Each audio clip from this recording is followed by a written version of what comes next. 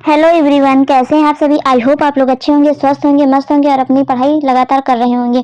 तो आप लोग बताएंगे कि आपकी पढ़ाई कैसी चल रही है और आपने कितने टॉपिक्स तैयार कर लिए हैं और लास्ट में अपना स्कोर जरूर बताएंगे कि आपने 30 क्वेश्चन में कितने सही किए कितने नहीं। तो आप लोग इसको जरूर बताइएगा। प्लीज़ आप लोग कमेंट कीजिए, लाइक कीजिए, शेयर कीजिए। तो स्टार्ट करते हैं आज की क्लास। आज की क्लास का पहला क्वेश्चन है क्वेश्चन नंबर 1। त्रियु श्वसन संक्रमण का आकलन करने के लिए उपयोग किए जाने वाले नैदानिक परीक्षणों में डैश को छोड़कर निम्नलिखित सभी शामिल है। यहाँ पर पूछ रहा है कि जो नैदानिक परीक्षणों को किया जाता है जिनमें से एक को छोड़कर सभी शामिल है। ऑप्शन है x ray, sputum analysis, CSF, CT। तो हमारा राइट आंसर है option C. Right answer option C. किसको छोड़कर? CSF को छोड़कर बाकी सभी शामिल है त्रियु श्वसन संक्रमण के आकलन करने के लिए। तो हमारा राइट आंसर है ऑप्शन सी। नेक्स्ट क्वेश्चन है question number 2। The incubation period of typhoid is. यहाँ पे टाइफाइड का इंक्यूबेशन पीरियड पूछ रहा है। ऑप्शन, ये मोस्ट इंपॉर्टेंट क्वेश्चन है क्योंकि एग्जाम्स में ऐसे जरूर पूछता है, कभी टीबी का पूछता है या टाइफाइड का, मीजल्स का, इस तरह पूछता है। ऑप्शन है 18 to 72 hours, 5 to 10 days, 15 to 21 days, 10 to 14 days. तो हमारा राइट आंसर है option D. Right answer option D, 10 to 14 days. तो टाइफाइड का जो इंक्यूबेशन पीरियड है वो कितना है? 10 to 14 days. Right answer option D.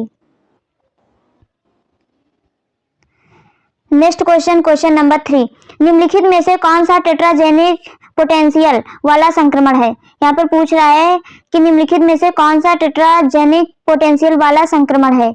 Influenza, measles, mumps, rubella. तो हमारा राइट आंसर है option D. Right answer option D, rubella. कौन सा है? रूबेला। तो right answer option D. Next question है question number 4। Mumps is a viral infection that primary affects the endocrine gland, salivary gland, thyroid gland या none of these. यहाँ पे पूछ रहा है कि जो मम्स होता है, mumps is a viral infection that primary affects, किसे अफेक्ट करता है? एंडोक्राइन ग्लैंड को, सलाइवरी ग्लैंड को, थायराइड ग्लैंड को या नन ऑफ दीज। तो हमारा राइट आंसर है option B. Right answer option B. Right answer option B, salivary gland. Most important question है ये। नेक्स्ट क्वेश्चन है क्वेश्चन नंबर 5। निम्न में से किस जीवाणु बैक्टीरिया के कारण क्षय रोग होता है? यहाँ पे पूछा जा रहा है कि निम्न में से किस बैक्टीरिया के कारण क्षय रोग होता है? मेनिंजाइटिस, सिफिलिस, सेलुलाइटिस या माइकोबैक्टीरियम। तो हमारा राइट आंसर है option D. Right answer option D, Mycobacterium. किससे होता है टीबी? माइकोबैक्टीरियम ट्यूबरकुलोसिस नामक जीवाणु से होता है। तो हमारा राइट आंसर है option D. Most important question है, नोट डाउन कर लेंगे इस बैक्टीरिया का नाम। और आप लोग बताएंगे सिफिलिस किस बैक्टीरिया से होता है, आप लोग कमेंट करेंगे। नेक्स्ट क्वेश्चन है क्वेश्चन नंबर 6। अस्वस्थता, मोरबिडिटी का क्या अर्थ है? यहाँ पर पूछा जा रहा है कि मोरबिडिटी का क्या अर्थ है जिसे अस्वस्थता कहते हैं। ऑप्शन है पैंडेमिक, वायरस, डेथ, इलनेस। महामारी, विषाणु, मृत्यु, बीमारी। तो हमारा राइट आंसर है ऑप्शन डी, इलनेस। अस्वस्थता का अर्थ होता है इलनेस या मोरबिडिटी का अर्थ होता है इलनेस। तो right answer option D. Important question.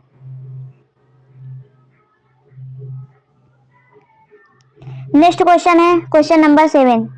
that belong to the endocrine system and influence various functions of the human body. Hormones, nutrition, hereditary या इन्वायरमेंट।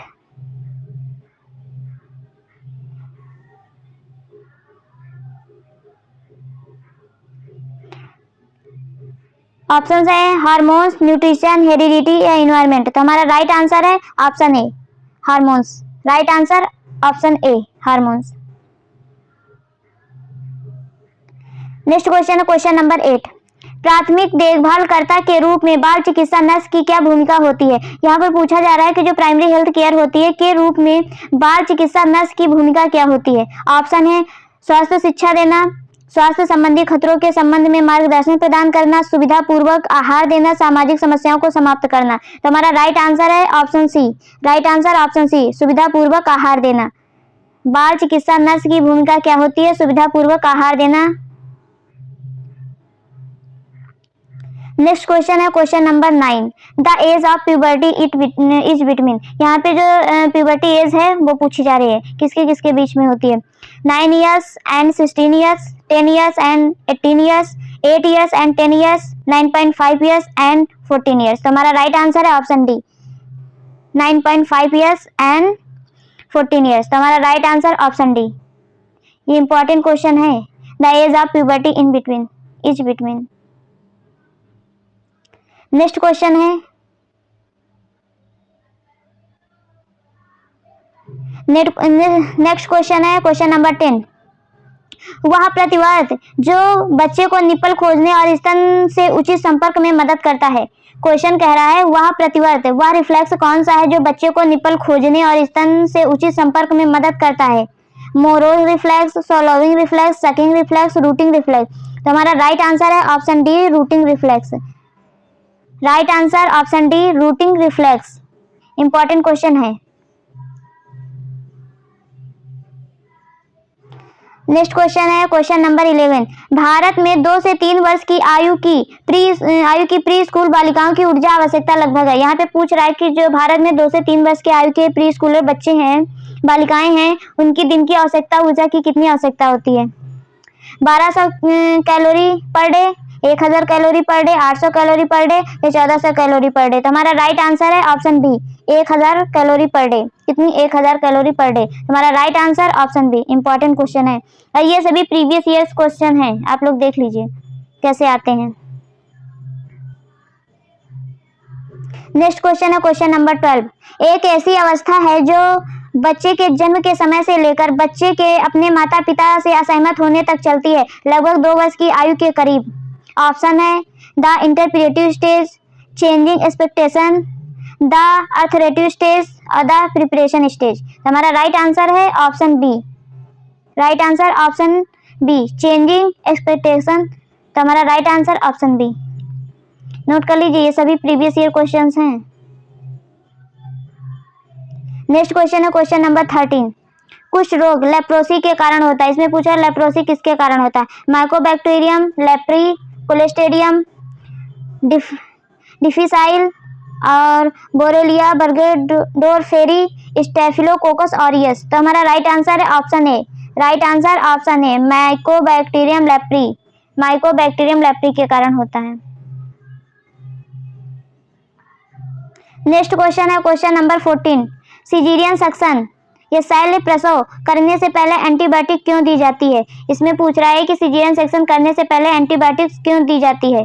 ऑप्शन है गर्भपात से बचने के लिए, संक्रमण के खतरे को रोकने के लिए, सांस लेने में सुविधा के लिए, रक्त के थक्कों को रोकने के लिए। तो हमारा राइट आंसर है ऑप्शन बी संक्रमण के खतरे को रोकने के लिए एंटीबायोटिक्स दी जाती हैं। तो right answer option B.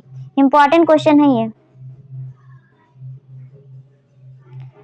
Next question question number 15। अपनी माँ से भ्रूण का निष्कासन डैश या इससे कम वजन का और जो स्वतंत्र रूप से जीवित रहने में असमर्थ हो गर्भपात कहलाता है। इसमें पूछ रहा है कितना वजन।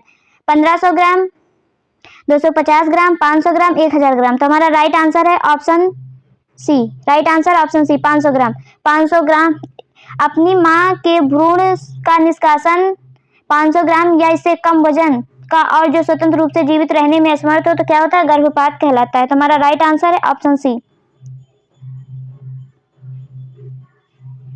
नेक्स्ट क्वेश्चन है क्वेश्चन नंबर 16। गर्भवती महिलाओं को प्रभावित करने वाले उच्च रक्त शर्करा ब्लड शुगर का एक रूप है। डायबिटीज, डायबिटीज इंसिपिडियस, डायबिटीज मेलिटस या जेस्टेशनल डायबिटीज। तो हमारा राइट आंसर है ऑप्शन डी जेस्टेशनल डायबिटीज। कौन सा होता है डायबिटीज। जेस्टेशनल डायबिटीज जो केवल प्रेगनेंसी के टाइम ही अकर होता है। तो हमारा right answer option D.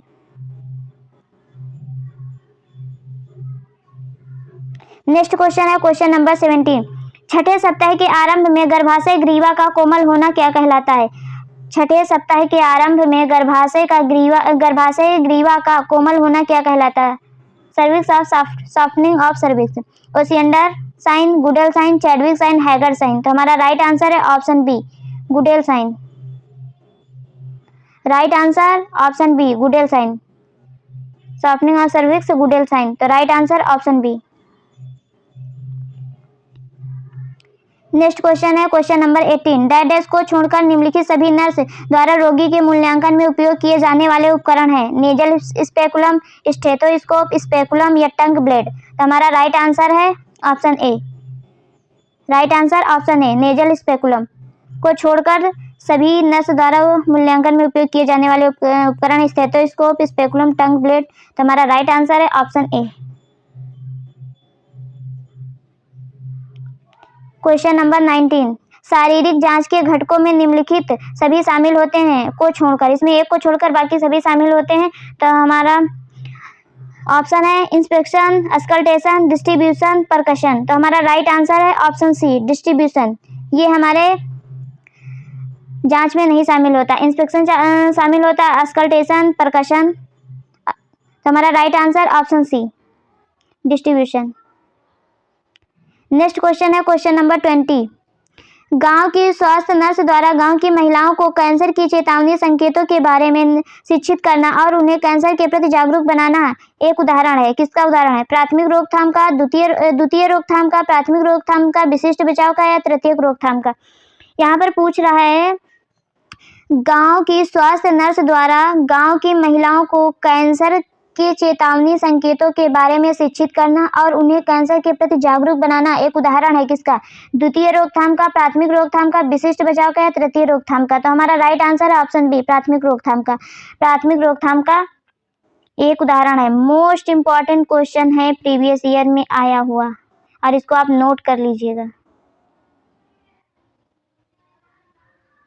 Next question है क्वेश्चन नंबर 21, रोगी का मूल्यांकन करने के दौरान डैश को छोड़कर निम्नलिखित सभी न्यूरोलॉजिकल संकेत या न्यूरोलॉजिकल इंडिकेटर हैं। श्वसन दर मूल्यांकन, हृदय गति मूल्यांकन, ऊंचाई और वजन मूल्यांकन, केवल धड़कन को सुनकर ही हृदय गति दर मूल्यांकन। तो हमारा राइट आंसर है option D, right answer option D, right answer option D, केवल धड़कन को सुनकर ही हृदय गति दर का मूल्यांकन करना। नेक्स्ट क्वेश्चन है question number 22, open drains are used after gall bladder, cardiac surgery, abscess drainage या नन ऑफ दीज। तो हमारा राइट आंसर है option C, abscess drainage. Right answer option C. Question number 23, जब रोगी को प्राण निकलने से पहले बचाया जाता है या जब अस्थायी रूप से जीवित रहता है तब उसे क्या कहते हैं? Near drowning, fresh water drowning, secondary drowning या ड्राई ड्राउनिंग। तो हमारा राइट आंसर है option A, right answer option A, near drowning. अब आप देख लीजिए किस तरह के क्वेश्चन आते हैं, इंपॉर्टेंट है, इसे आप नोट कर लीजिए अपनी कॉपी में। तो हमारा right answer option A.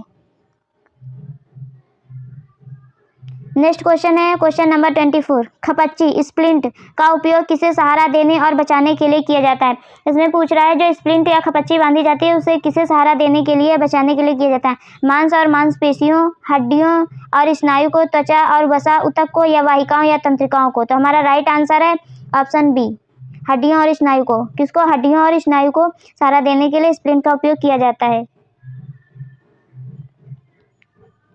Next question है question number 25, when a person who is drowned in the water and is not breathing, what should you do? Blow the water out, start CPR, check the pulse, notify a lifeguard। तो हमारा right answer है option C, right answer option C, check the pulse, check for pulse. Right answer option C. Next question है question number 26, dash को छोड़कर निम्न दिए गए सभी कदम आपात स्थिति के दौरान पालन किए जाने वाले मुख्य कदम हैं। सहायता, प्राथमिक चिकित्सा, पुनर्वास, सुरक्षा। इसमें पूछा किसको छोड़कर? तो हमारा राइट आंसर है ऑप्शन सी, पुनर्वास को छोड़कर। प्राथमिक चिकित्सा सभी कदम आपात स्थिति के दौरान पालन किए जाने वाले कौन कौन से हैं? सहायता है, प्राथमिक चिकित्सा है, सुरक्षा है, पुनर्वास को छोड़कर। तो right answer option C. Next question question number 27, third degree burn के लक्षण क्या हैं? ऑप्शन है जली हुई त्वचा और दर्द, फफोले और दर्द, जली हुई त्वचा, कोई दर्द नहीं, त्वचा का लाल होना। यहाँ पे पूछा थर्ड डिग्री बर्न, तो हमारा राइट आंसर है option C. Third degree burn में क्या होता है? त्वचा जली हुई होती है और दर्द उसमें कोई नहीं होता है। तो right answer option C. Next question है क्वेश्चन नंबर 28, भारत में 13 से 15 वर्ष की आयु के किशोर लड़कों में आयरन के लिए अनुशंसित दैनिक आहार अनुमति है। ऑप्शन है 24 mg per day, 20 mg per day, 32 mg per day या 18 mg पर डे। तो हमारा राइट आंसर है option C. Right answer option C, 32 mg per day.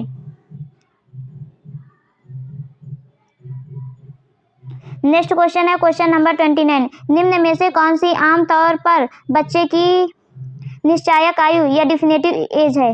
12 वर्ष, 6 वर्ष, 18 वर्ष या 14 वर्ष। तो हमारा राइट आंसर है ऑप्शन सी, 18 वर्ष है। डिफिनेटिव एज कौन सी है? 18 वर्ष। इंपॉर्टेंट क्वेश्चन है ये।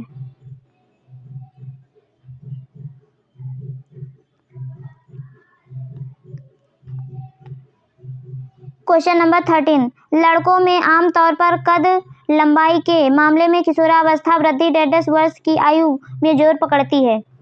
10 से 12, 12 से 14, 14 से 16, 16 से 18। तो हमारा राइट आंसर है ऑप्शन बी, 12 से 14।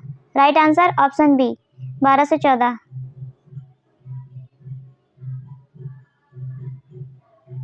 नेक्स्ट क्वेश्चन है question number 31। The flag sign is characteristic feature of which of the following disease? Marasmus, kwashiorkor, poliomyelitis या रिकेट्स। तो हमारा राइट आंसर है option B, kwashiorkor. Kwashiorkor. Right answer option B. Next question है question number 32। गर्भावस्था में प्रातः अस्वस्थता morning sickness आमतौर पर कब तक गायब हो जाती है? यहाँ पे पूछ रहा है कि गर्भावस्था के टाइम जो प्रातः मॉर्निंग सिकनेस होती है आमतौर पर वह कब तक गायब हो जाती है? 18वें से 20वें सप्ताह तक, 12वें से 14वें सप्ताह तक, चौथे से 6ठे सप्ताह तक या 8वें से 10वें सप्ताह तक। तो हमारा राइट आंसर है ऑप्शन बी, 12वें से 14वें सप्ताह तक ये मॉर्निंग सिकनेस वाली जो समस्या है वो इंड हो जाती है। और ये समस्याएं आमतौर पर सभी को नहीं होती है, कुछ ही महिलाओं को होती है। तो हमारा राइट आंसर है ऑप्शन बी। वीडियो अच्छी लगी हो तो लाइक कीजिए, शेयर कीजिए, सब्सक्राइब कीजिए और कमेंट कीजिए। प्लीज़ आप लोग कमेंट करके ज़रूर बताएंगे कि वीडियो कैसी लगी और आपके लिए हेल्पफुल कितनी है, और आपका अपना स्कोर भी बताएंगे कि कितना स्कोर रहा है टोटल क्वेश्चंस में। तो मुझे भी बहुत मेहनत लगती है इन सब क्वेश्चंस को तैयार करने के लिए, क्योंकि इधर से क्वेश्चन लेना, उधर से चुन चुन के क्वेश्चन को लेना। चलिए ठीक है, मिलते हैं नेक्स्ट वीडियो में। Take care, bye bye.